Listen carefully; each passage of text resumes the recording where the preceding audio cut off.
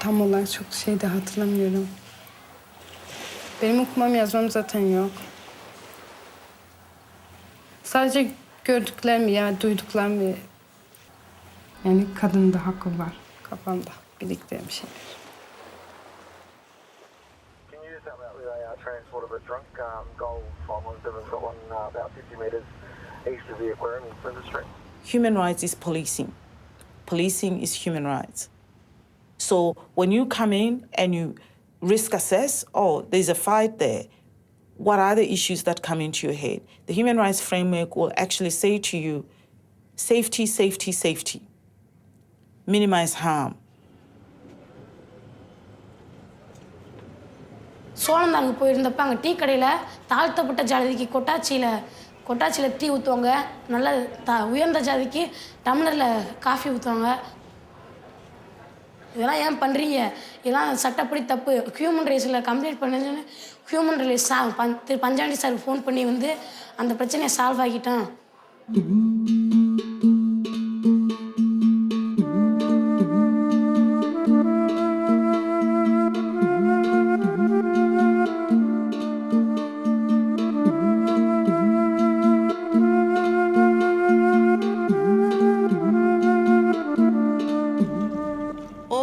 Human beings are born free and equal in dignity and rights. This is the powerful beginning of the Universal Declaration of Human Rights, proclaimed in 1948 by the then newly established United Nations.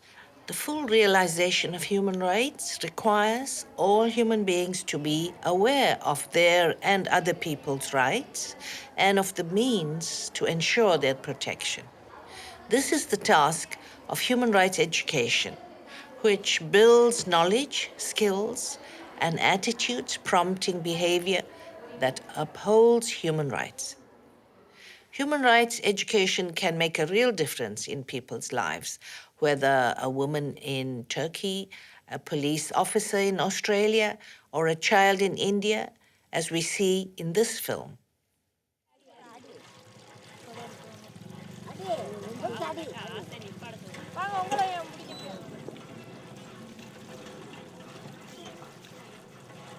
எங்கள் ஊரில் வந்து கள்ள வீட்டுக்காரங்க பல்ல வீடு தான் ரொம்ப சீப்பாக நினைப்பாங்க. குழாயில் தண்ணி பிடிக்க போனோம்னா கூட அவங்க தான் ஃபஸ்ட்டு பிடிக்கணும், அதுக்கடுத்து தான் நாங்கள் பிடிக்கணும். ஏன் நாங்கள் தானே ஃபஸ்ட்டு வருஷம் அப்படின்னு சொன்னாலும் நீ என்ன இவ்வளோ வாய் பேசுகிற, ஜாதி இந்த ஜாதி வச்சுக்கிட்டு இவ்வளோ இது பண்ணுற அப்படின்லாம் கேலியாக பேசுவாங்க.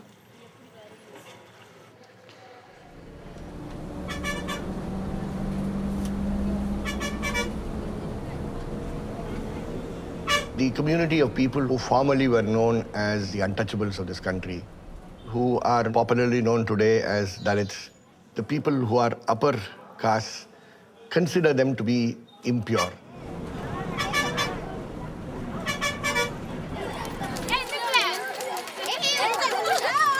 For a young boy running into school, just because he comes from the Dalit community, he may not be allowed to eat along with the others, because the spillover from his plate should not fall into somebody else's plate. And it is a matter which affects and hurts very deeply the soul of the Dalit. So we started with the word human rights, and then we tried to understand what was Dalit human rights. We understand that these are very powerful words. But who are we? Who are we? All those who are working for promotion or the protection of human rights of all people, they are all human rights defenders. Bommanaickenpatti ஆதிராவனால higher secondary ஸ்கூலில் வேலை பார்க்கும்போது இருந்து இந்த human rights training எடுத்துகிட்டு இருக்கேன். First starting வந்து 2001 திருச்சியில் நடந்த ஒரு ட்ரைனிங் தான் ஃபஸ்ட்டு ட்ரைனிங். அதுலேருந்து வந்து நிறையா விஷயங்கள் எங்களுக்குலாம் உலகத்தில் என்ன நடக்குது அப்படின்லாம் தெரியாது. இந்த ஹியூமன் ரைட்ஸ் அப்படின்றாலுமே எங்களுக்கு வந்து என்ன ஏதுனோடு தெரியாது. அப்படி இருக்கப்போ இந்த ட்ரைனிங் போய் நிறையா விஷயங்கள் கற்றுக்கிற முடிஞ்சிச்சு. Normally, the government won't allow any private organization to get into the school activities. It's very difficult in Tamil Nadu, even in India, whole India.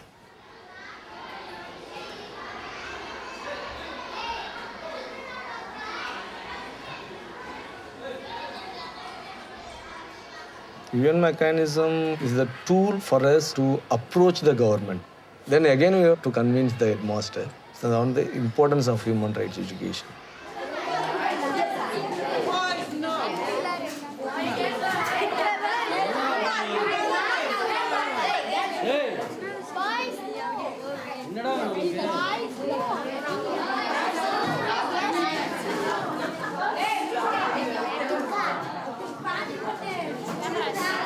அதாவது வந்து குழந்தை உரிமை மனித உரிமை கல்வியில் வந்து குழந்தை உரிமைகள் நம்மளுக்கு பாடம் இருக்குது. விளையாட உரிமை, கல்வி உரிமை, பேசுவதற்கான உரிமை, இந்த வந்து எழுதி போடு சுதந்திர உரிமை, சுதந்திர உரிமை, நடமாடும் உரிமை.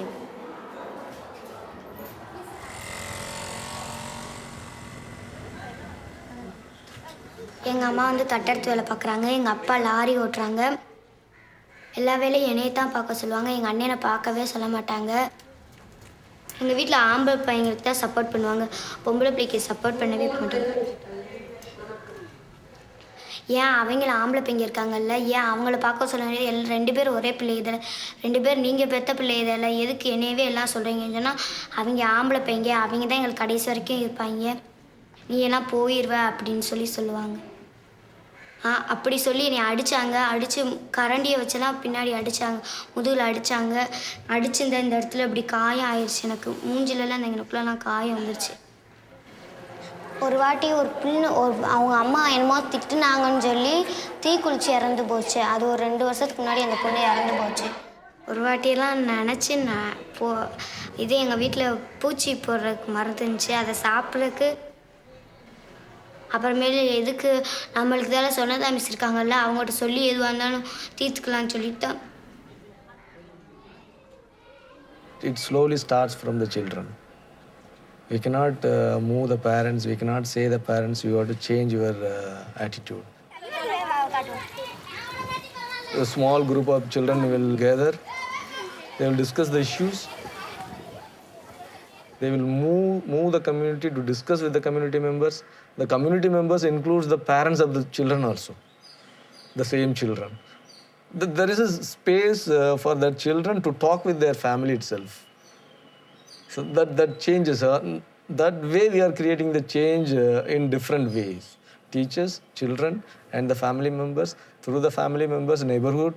So the chain will go like this. In Tamil Nadu, there is a practice in some area, they won't send their girl child to the school. Some children are asking their parents, why you are not sending my sister to the school? She has a right. In a simple way, we can say each child can make a change through practicing the human rights values. That is important. இங்கே வந்து teachers கிளாஸ்க்குள்ளே வந்தாங்கன்னா கம்போட தான் வருவாங்க. ஆனால் இந்த மனித உரிமை கல்வி வந்த பிறகு டீச்சர்ஸ் எல்லாம் கம்பை விட்டுட்டு நல்லா அன்பாக பேசுகிற மாதிரி வராங்க. எங்கள் பக்கத்து வீட்டுக்காரங்க ஒரு பொண்ணு வந்து சின்ன வயசுல நிச்சயதார்த்தம் பண்ணிட்டாங்க. 13 வயசு பிள்ளைய. இது இப்பெல்லாம் ஏன் பண்ணுறீங்கன்னாட்டா குடும்பத்தில் வரும தம்பி அப்படின்னு சொல்லிட்டாங்க. இதெல்லாம் தப்பு, அரசாங்கம் உங்களுக்கு படிக்கிறதுக்கு நல்ல பணம்லாம் செலவழிக்குது, படிக்க வைங்க அப்படின்னு சொன்னால் அவங்களும் படிக்க வச்சாங்க. அந்த நிச்சயதார்த்தத்தை நிறுத்திட்டு படிக்க வைக்கிறாங்க. அந்த பொண்ணு 9th படிச்சுட்டு இருக்கு. We are having hope. I too having hope on that. After my experience in our organization was long 6 years here, only in this educational process, trainings, field visiting schools, meeting with the children and teachers, that experience gave me the hope.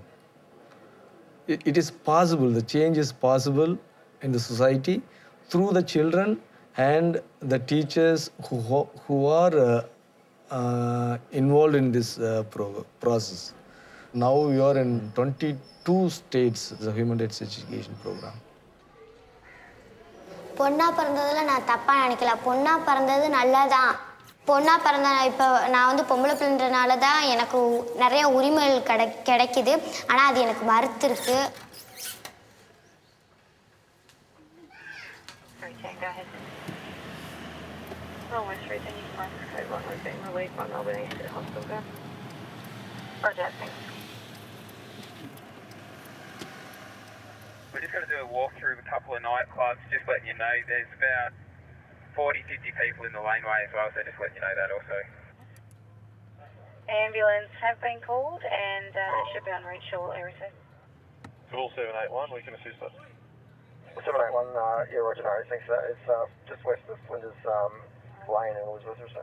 I'll try and get some other units there to you as well. 305. Melbourne North 305, go ahead. Yeah, North 305, we're clearing the last. Could you mark us code 2 and shortly off?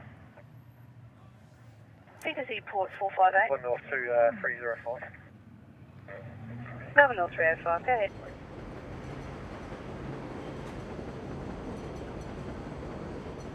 It was very obvious from the start that this piece of legislation was going to support the regeneration of policing as being focused on the community rather than us and them mentality.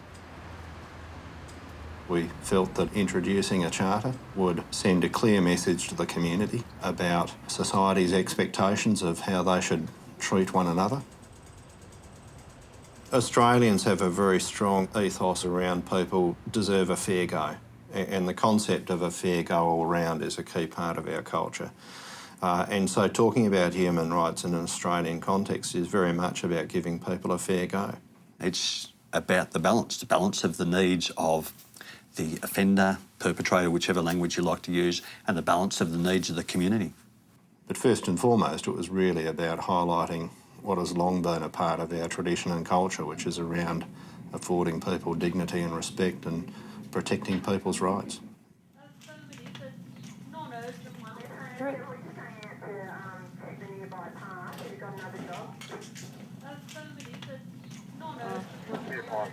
We're Flinders Street, we're fanning notice, we're going to now, we'll bring it out to one of the lines.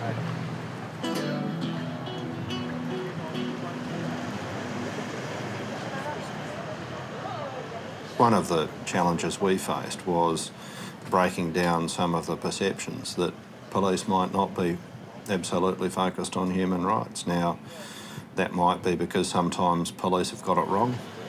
Flinders Lane in Elizabeth, just west of Elizabeth. We've got a drunk here that needs assistance. The first step really was about firing up people's radar, if you like, so that they actually started looking for those issues in the workplace. High complaints against police, some service delivery problems with really, really bad timelines on completing stuff, from victims reporting to getting offenders to court in time. We're having court costs issues with prosecutions that were failing because of poor investigation. G'day Kev, Torpy and Gall, code 1, 4-wheel drive. Questions around quality of prisoners' food, making sure that prisoners have access to sunlight, making sure that if we're dealing with suspects, we're respecting their right to silence. The scope of the program is, from day one, it was accessible to all employees of Victoria Police, from the admin worker who takes in the calls to the chief commissioner. Because if a receptionist is taking a call, they have to be thinking about the rights of the individual at the other end. Yeah, waiting for our freeway code 2, talking to watch house for a sec. If a scientist is managing an investigation, they have to be thinking about the integrity of the evidence, because that is what is going to be protecting the community. Word got around that wherever somebody has done human rights education, there's less angst when they're dealing with the community. So we started to get flooded with requests. Human rights training is forms part of our foundation training program now. So recruits marching into the academy or going to the academy for their training phase do initial education in human rights.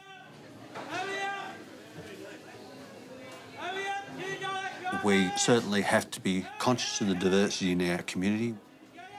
Some have faced a pretty tough time on their journey here, many years in a refugee camp. Some have come from countries where law enforcement officers are oppressors. It certainly creates some challenges when we, as Victoria Police, are looking to deliver services. Since we settled here as a new immigrant, a lot of our youth, they were having problems, because difficulties of understanding how things is working in these countries.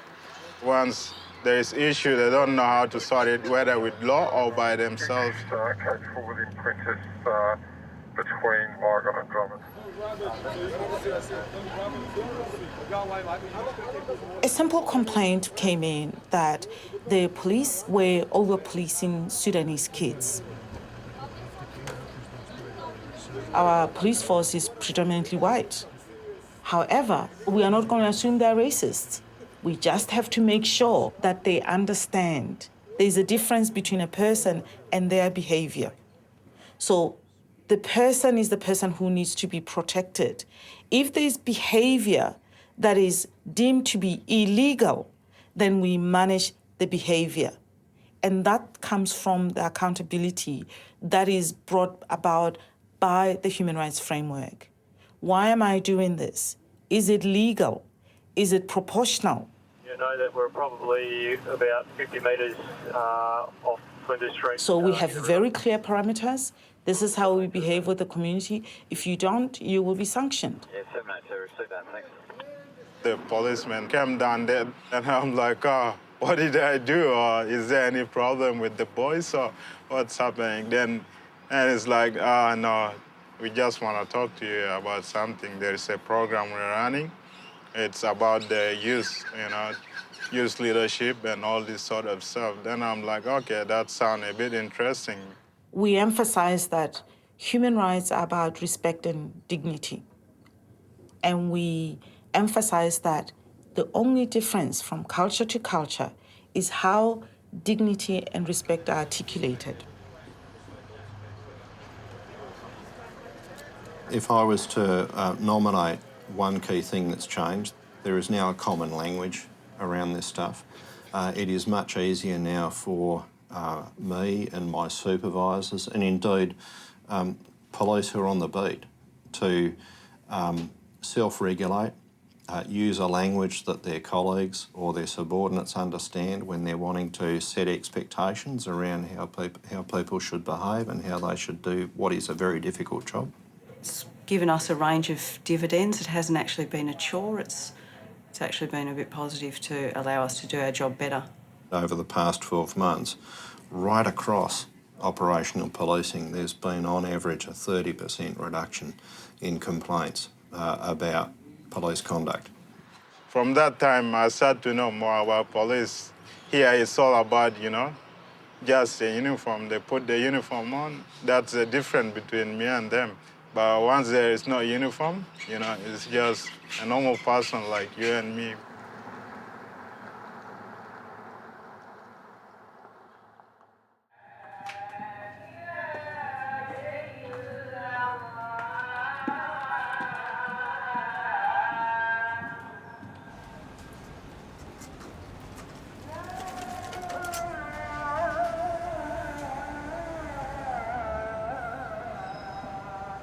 Ben de kendi daha çocuğu.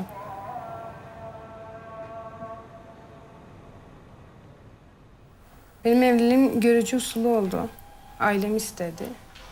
Yok dedim o zaman, ben daha yaşımda başımda. Ben de kendi daha çocuğu. Gelin oldum, gittim öyle gördüm. Aniden mesela hiç bilmediğim bir ortama girdim. Bilmediğim başkasının yatağına girdim. Eşim 15 yaş benden büyüktü. Şu an 2 çocuğum var zaten. Hiç unutmam, ben hamileydim olduğuma 8 aylık. Beni o öyle tekmeledi ki. Böyle karnımı sakladım ellerimle falan, tekme vuruyordu karnıma. Bebeğime bir şey olmasın diye karnımı sakladım. Anneme anlatırdım, babama anlatırdım, beni suçlarlardı. Sen iyi davranmıyorsun. Hata senindir. Çok suçlayınca baktım ki onlarda zaten bana hiçbir şey yok. Ben de sustum. Bazen de ben de yani resmen çıldırıyordum. Ama hiçbir şey yapamıyordum. Boşanmaya karar verdim. Ben zaten ailem silahlarla peşime dalmıştılar. Beni arıyorlardı.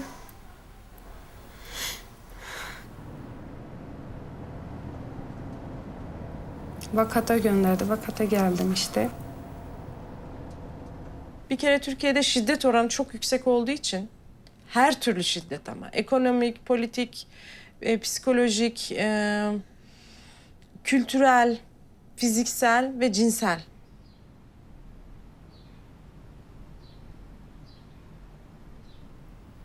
Yani bu zulmü, bu şey yaşamayı hak etmiyorum. Ve benim gibi bir sürü insanlar da var, kadınlar da var. Çok gördüm ben çevremde. Eğitimle giriyorlar. Müjgan ablam vardı. Ben de sordum. Gül abla dedi ki bana istiyor musun katılmayı? Dernektekiler. Ya istiyorum dedim. Okumam yazmam yok ama bakalım dedim. Bir deneyeyim dedim. Ne öğrenebilirim? Ve başarabilir miyim?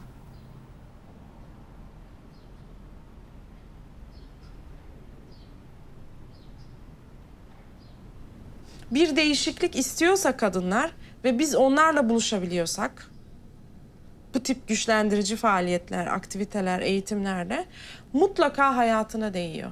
Ne yapıyor? İşte dediğim gibi eğitim hayatına devam etmek istiyor. Evliliğinde sorun varsa bu sorunu çözmeye çalışıyor. Kocasıyla, çocuklarıyla, aile içi iletişim konusunda daha bir güçleniyor. Bu eğitim sonucunda ulaştığımız kadınlar, bu eğitimi alan, kendi varlığını hisseden kadınlar bir adım daha öteye gittiler. Bir adım daha ilerisini görmeye başladılar. Daha fazla insanlarla ilişki kurarak devletin bazı olanaklarından daha fazla yararlanma isteği ve arzusu duydu. Eğitim hayatlarına geri döndüler. Yani iş hayatlarına tekrar geri dönenler oldu. Bunlar çok önemli adımlar aslında. O eğitim çok güzel. Konu üzerinde işte konu. Gittikçe açıldı. Gittikçe yani baktık ki daha rahat, daha güzel. Ve düşünüyordum ki ay benim bilmediğim ne kadar çok şey var. Hiçbir şey bilmiyorum ki zaten. En azından neye sahibiz? Neye sahip olabiliriz? Güç topluyordum. Yalnız değilim diye. Düşsem bunlarla atarlar bana.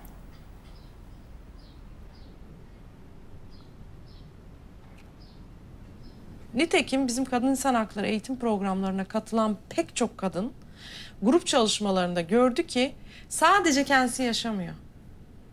Gruptan pek çok kadın bunu yaşıyor. O zaman o kadar rahatlayıp o kadar kendilerini iyi hissediyorlar ki suçluluk duygularından arınıyorlar ve daha güçlü hissediyorlar. Çünkü diyorlar ki bu benim hatam değil. Bunu buradaki 20 kadından 18 kadın daha yaşıyor. O zaman sorun bende değil, sorun başka bir yerde. Sorun bütün bu toplumsal hayatta, toplumsal yapılanmada olduğu için de kadın kendini çok daha hissediyor.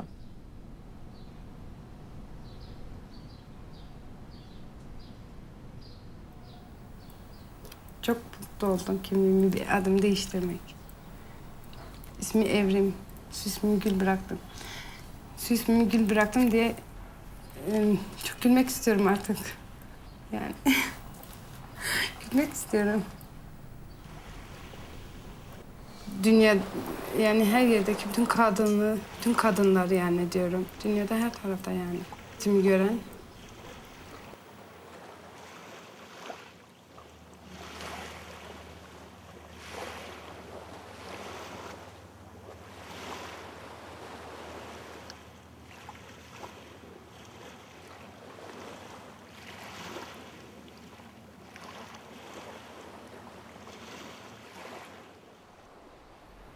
I think when we talk about who is responsible for protecting human rights and for promoting human rights in the world, we have to talk first about the role of governments, because of course we have to lead the cause. We have to set the legal framework. and we have to monitor the implementation of the commitments. But this is also a responsibility of civil society. The organized civil society can play a very, very important role. And finally, the international organizations. Human rights education has to become everybody's collective job. And we are trying our best. I don't think we are anywhere successful to the extent we thought we would be successful. But I think the consciousness is growing. And I think that growing consciousness is what is important. மனித உரிமையில் படித்தனால டீச்சராகவும் ஆசை. அதுபோல் சொன்னதா teacher மாதிரி மனித உரிமை டீச்சராக இருக்கிறது தான் எனக்கு ரொம்ப ஆசையாக இருக்கும்.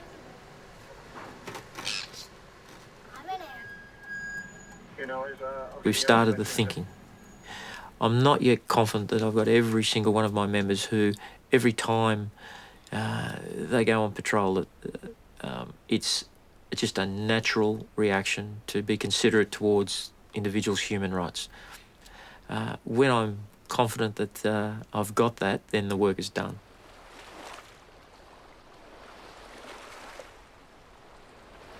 Güçlü hissediyorum. Hatta çok.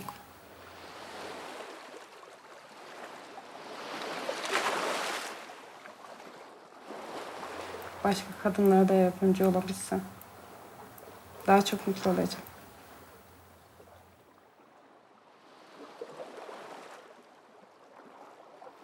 Benim istediğim de o.